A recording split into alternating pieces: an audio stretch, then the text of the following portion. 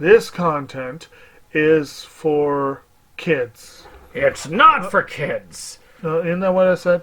No, it's not for kids. If Oh. you are 13 years or younger, this is not for you. Do I have to kill somebody in order to actually make that point across? No, man, you don't have to kill no Wait one. a second. Oh, no. We return to our planet. The High Court may well sentence you to torture. He likes movies, we like movies. SeptumSin versus the world. SeptumSin versus the world. SeptumSin versus the world. SeptumSin versus the world. I'd buy that for $1.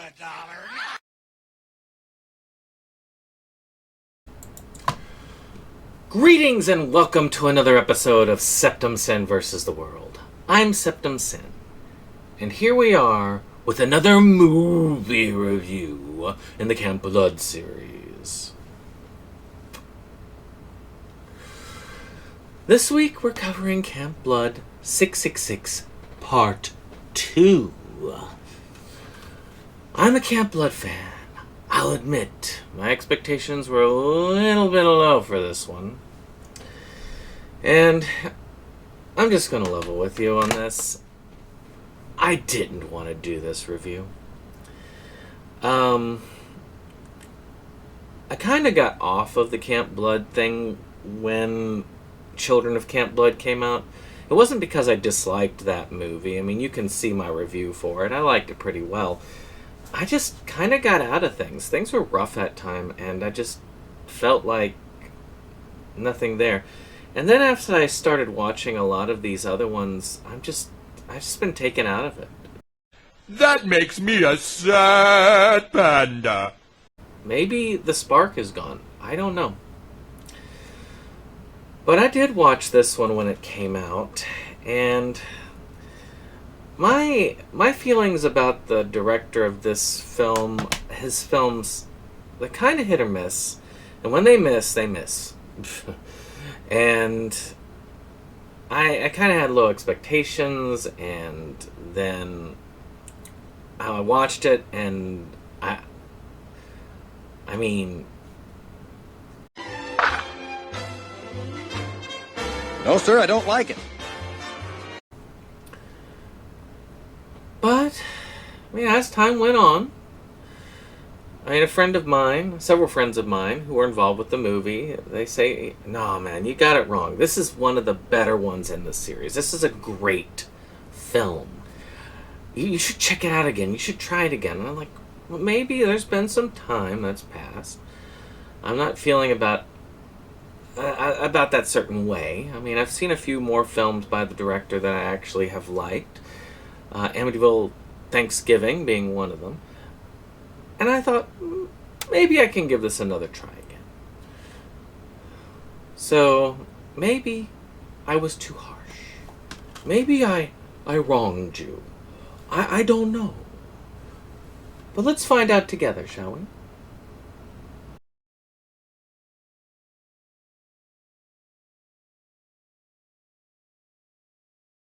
Let's talk a little bit about the features involved in this particular release of the film.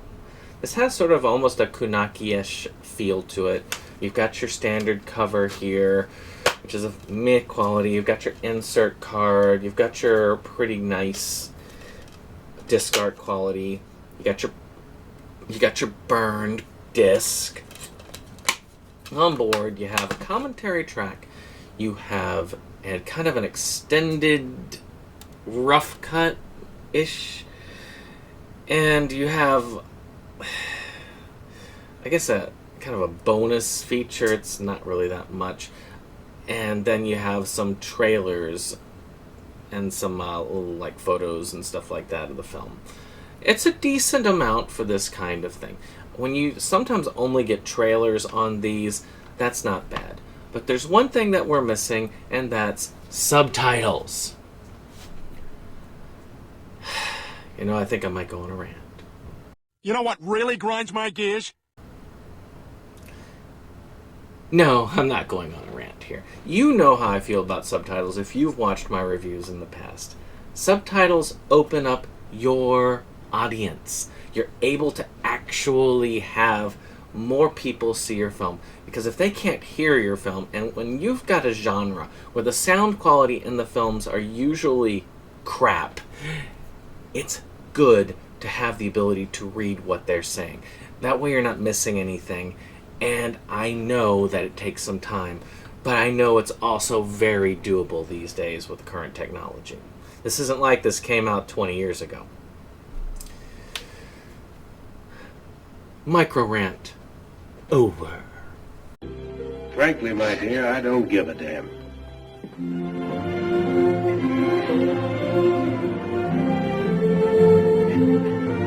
But that's how I feel about this particular release. But hey, that's just a theorizing. A game theorizing!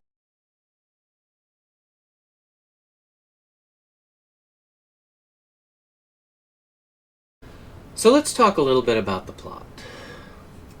A new group of people come to deal with Camp Blood, opening up a new Camp Blackwood, so to speak. The cult is back from 666, and the clown killings start yet again in earnest. But instead of one killer clown, we have two killer clowns. With the sex cult, the killer clown, and the witch, all coming together for a colossal battle. A battle of the titans, so to speak. And will it end in slaughter? And how will those unlucky bystanders who come in between deal with it? Especially since we have a group of people coming in to deal with a lot of their own issues, and a priest who has a very bad past and has to confront his own demons in order to exorcise the ones within the camp. As a matter of fact, I have the exorcism of the clown as the actual tag here. So let's talk a little bit about this plot. I think that the issue with this plot is not in the writing. The issue with this plot is in the execution. I think this movie compares the most to First Slaughter in the series. That being, it's not really that good, but it's not really, like, horrible at the same time. First Slaughter was an okay effort. It was something that you could put on in the background and forget. And I feel like this one has the same type of feel to it. It's not as abysmally bad as 4 and 5 were. Those were horrible movies. This was just, a lot of the issues here come from, I really say come from the execution. The scenes feel disjointed at times. There's a lot of bad pacing, and we talked a little bit about pacing issues being almost a necessity for low-budget features in our last review of, well, Pickleball Exorcist. Check that one out if you haven't already. But here, there is a lot of dead time, so I'm either kind of sleeping or confused, and that's really where I am with most of it. The trailer also kind of misrepresented this film to me. It felt like it was going to be this laugh-out-loud, outrageous horror comedy from the trailers, and it came across as being much more serious, so expectations from the trailer definitely are not holding. That being said, there is a lot of nuance here that can make this up. I think that there were some pretty cool concepts. The Battle of the Clowns was cool. I wish that we had a little bit more of that in truth. I think that would have been even cooler if we'd had that extended a bit. We've extended a lot of other scenes in this. Why can't we extend this scene? Please, sir. I want some more. What? What? Ask for more? But it was cool. I did like that. I think we could have had more of that battle stuff taking place. Maybe have a little bit more of a possessed preacher, and then the preacher gets in there with the clown, and the other clown kind of breaks free of his mind control, and he wants to go on a slaughter too, and they're all slaughtering one another in this big bloody bloodbath, whatever. I don't know. Hey, Kuno baby, the door. Be silent, woman! But pacing and execution, I think if they were tweaked a little bit, I think this film could actually be one of the better ones in the series. I feel it tries to ride off of the 666 coattails a bit too much. I think that they took a film that was okay and tried to tie it to a really, really good film, probably one of the best in the series, in order to say, you really loved that one, come back for this one. And in truth, the 666 ties were good. I mean, you got to see John Ward come back as the lead, cultist. You get to see a few callbacks, with the mask. I mean, you get to see the mask on the cover there. You get to see kind of the possession angle come back to it, which I did like from that. And I wish they kind of stuck with that in the original series, even though it doesn't look like they did. It's just so much potential. Potentially wasted potential.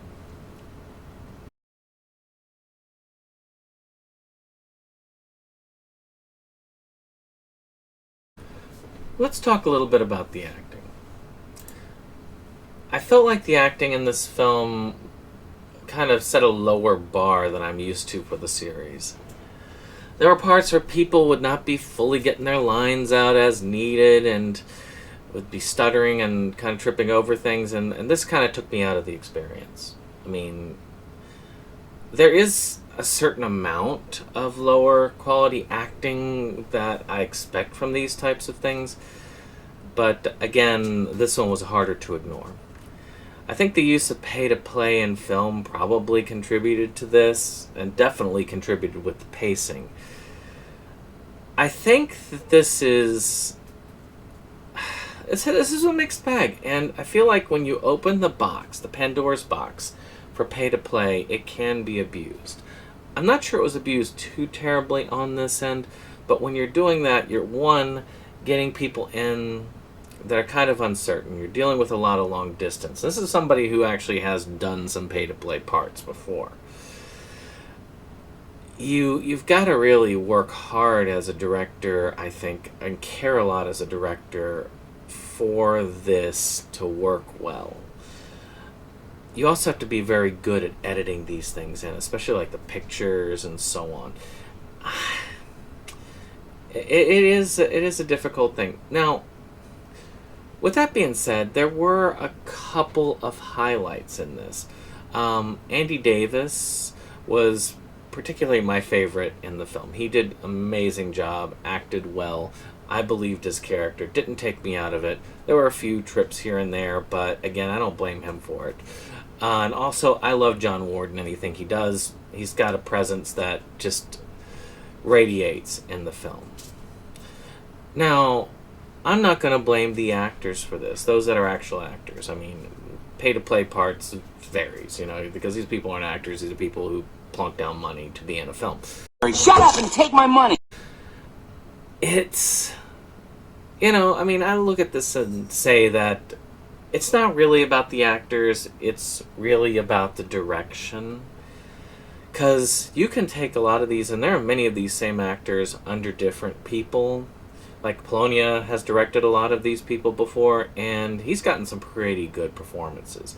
And he's gotten some pretty bad performances too, but you can tell when a director really cares about what they're producing, because you can see the level of acting just come out. They're not going to be happy there. Now, there are others. There are some directors that are much worse at this, and there's some that are much better at this. And trust me, when I've seen the worst of it, it's like, let's do it all in one take.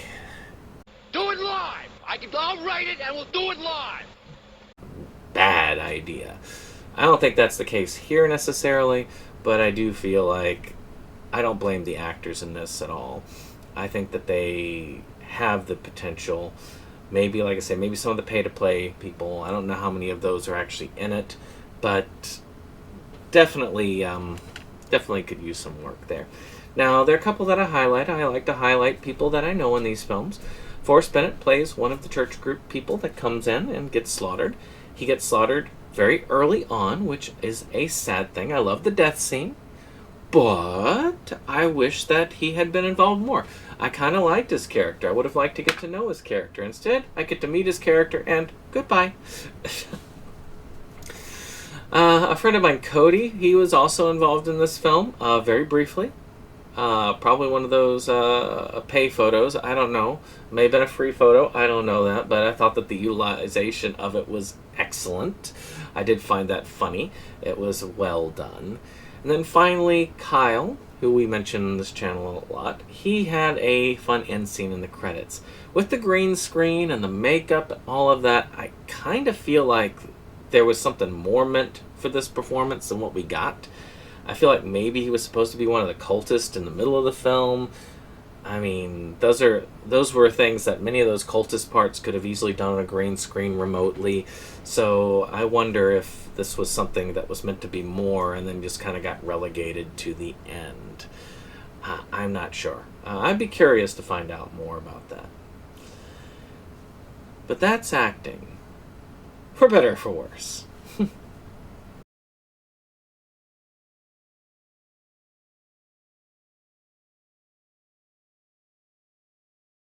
So let's talk production design. This can be a mixed bag, and in this movie it is a mixed bag. I frequently make comparisons between this and First Slaughter, because there is something to it. Whereas First Slaughter, I thought, had better execution and maybe a little bit better writing. I actually... No, I'm going to wipe that. I actually think the writing was much better in this film than First Slaughter. Oddly complimentary, Your Highness. It had a much more engaging story. It's just the execution wasn't quite there. Now, the thing I dislike a lot about this is an over-reliance on CG effects. Let me say that again, because maybe not this as in this particular film, but in micro-budget films in general, there's just an over-reliance, because it's an easy fall-on. You just throw in some effects, you don't have to spend much time on it, there you go, done. Most computers these days can execute these things alright. I can execute them, I've done it in the past. And it's the easy way out. But this film does do something that I love to see in these films, which is practical effects. I think that practical effects used in micro-budget films shows a level of creativity that you don't see in bigger budget films. Because in bigger budget films, you can afford a makeup effects artist. You can afford what the cost is for all the costumes, all of the locations, all of the various effects. You can do that. Here you are taking pennies and you're scraping them together, maybe trying to create a spark so that you can light something. And it works in a lot of these cases. There are a lot of kills and practical effects used here that look excellent. I love the clown masks, but I like the clown masks in all the films. They do very good with them. They make them suitably creepy. And I do like the kind of replica 666 clown film mask. It's a great thing. And I do think that there is, the CG used here is not too bad, but you do notice it, and it does kind of take you out. There were a few minor issues where they had voices dubbed over the actors, and, you know, it can be noticed, definitely, but it's dealable. And the locations were good. I really liked the locations here. They used a variety, and I felt like they were able to utilize what they had from different angles and different ideas from the previous films, mixing in just enough of the previous film to try and help with just adding a little bit of extra flair to it. Now, that being said, I'm not really sure about a lot of the editing because it can feel jarring at times and maybe even feel a little bit confused, which is why I guess I could feel that a lot of my time I was either confused or bored. But not entirely, I guess.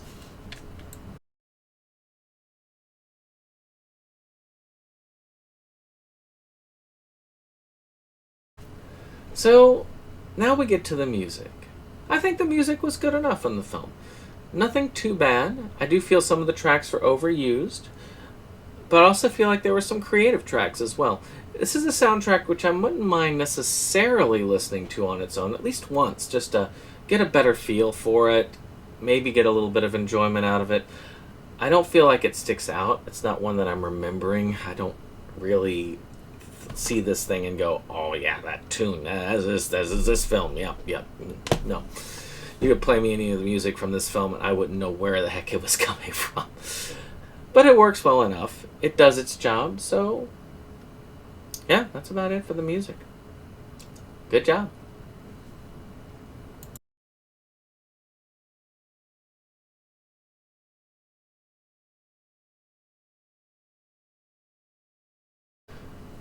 So, in summary, I don't consider this movie a dumpster fire, or at least not the one I thought it would be. But I don't consider it a strong entry in the series either. I still stand by my opinion that it ranks around the same level as First Slaughter, as okay, but not one that really stands out in the series. To conclude, the sequel does not quite live up to the 666 namesake. But, as sort of a off-brand sequel, it's alright. In a good way. So, now we're finally to the part where we look at who is going to love this film. To me, yes, this film review was kind of negative. I don't like doing negative reviews. I don't know what they have to say. It makes no difference anyway. Whatever it is, I'm against it. No matter what it is or who commenced it, I'm against it. I really don't. I do these reviews to highlight films that I think people would like to see. To highlight films in the micro-budget genre. I want this to be one of those things where if you see a review from a film, you usually see that I like the film. But there are a few standouts to this. A, I'm doing a film series like I'm doing now. B, I'm doing it for a director who really wants me to review their film. Now, in some cases, like there's another director, I agreed to do 5 of the films, and I bought most of their filmography. I got a slight discount for it to do it, and I will say that with those it's going to be easy because as I watch through the films, I can say, "Ooh, want to review that one," and then I can go to it. So keep that in mind here. I probably wouldn't have reviewed this film if it was not in the Camp Blood series, and I do feel like I should dedicate myself to completing it. But that being said, there are people who will like this film, and I think there are some people out there that this is going to not only be their favorite Camp Blood film, but it will be their favorite film of all time. I think I have some friends that might even consider this one of the best Camp Blood films. So, with that being said, let's talk about who this movie is for. Who would look at this and love this film? Did it work? Anyone? Anyone know the effects? So first off, I think if you are one of those people who is just psyched for any Camp Blood movie, that you're like, oh my freaking God, I've got to see this. It's another Camp Blood film. And there are people out there that are Camp Blood super fans. Just anything Camp Blood that they are there. They love all the films. They love 3, 4, 5, 6, all of them. This film is for you because this does have more Camp Blood. This does still have the Camp Blood feel, and this does follow on in the story. So I think that is perfect for you Camp Blood lovers. You Camp Blood Ultra fans, you are set. People who are fanatics for micro-budget film, you know who you are. You're those people who love Mr. Jingles. You're those people who look at it and you go, I love micro-budget features. It doesn't matter what they are. I just love it. I love the cheapness of it. I love the cheesiness of it. I love the kind of wooden or low-quality acting. I love the pacing issues. And it sounds like a negative, but it's not, because this can be something that's quite charming with people. There are people who really love, like, say, Ed Wood movies. They know they're cheesy. They know they're not that great quality-wise, but they love them just the same.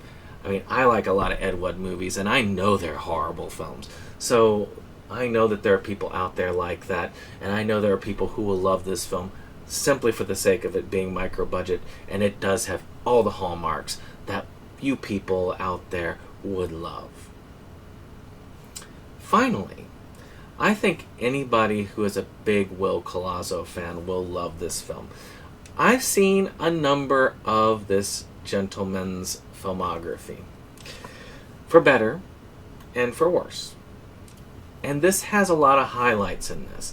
A lot of the quality of the film does reflect, and you can watch a Colazzo film and usually tell that it's a Colazzo film. He kind of leaves a stamp in there, and I don't know exactly what it is that he leaves, but there is something that I can usually watch a film and I know that he's involved in it.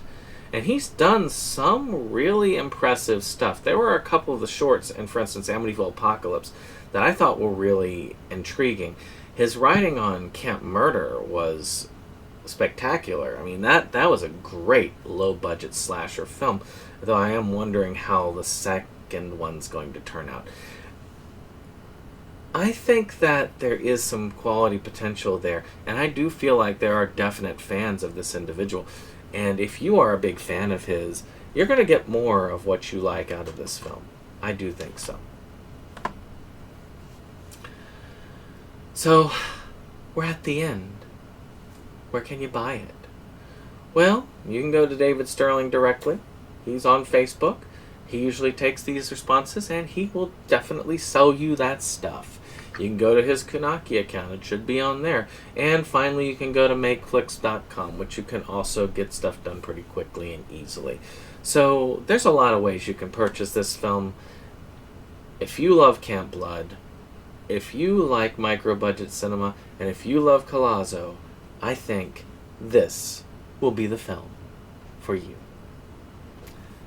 If you enjoyed this, hit that like button, hit that subscribe, and share. And also, please leave comments about this. Is this your favorite Camp Blood movie? Tell me why. What parts of this are amazing to you? If you disagree with me, that's fine too. I just have an opinion. This is why I love including the part at the end there. Who else do you think would like this film? Who else do you think would love this particular movie? I want to know. Art is one of those great things that I may not like it in particular, but there's somebody else that it's their favorite piece. And this is why cinema is such an amazing art form. And we'll see you on the next one. Bye-bye. This is the end of the show. We hope you liked it though. We had our spend, had time afraid. It's almost time to go. This is the end of the show. But we felt you'd like to know. A bunch of friends right to the end. Our link just down below. This is the end of the show. So help us let you know. 'Cause here's Jake to say the things we thought just couldn't go. And now we would like to take a moment to thank our friends at the Rebel Gaming Club for our rollicking opening number that has been gracing our videos for some time now. And we want to thank all our friends who come out for various projects and what have you. We have numerous links below, and we very much encourage you to check them out and give the other people a visit as well. Hello, my friends! Hey! Yeah! Eddie, you're in too! Pour yourself a drink!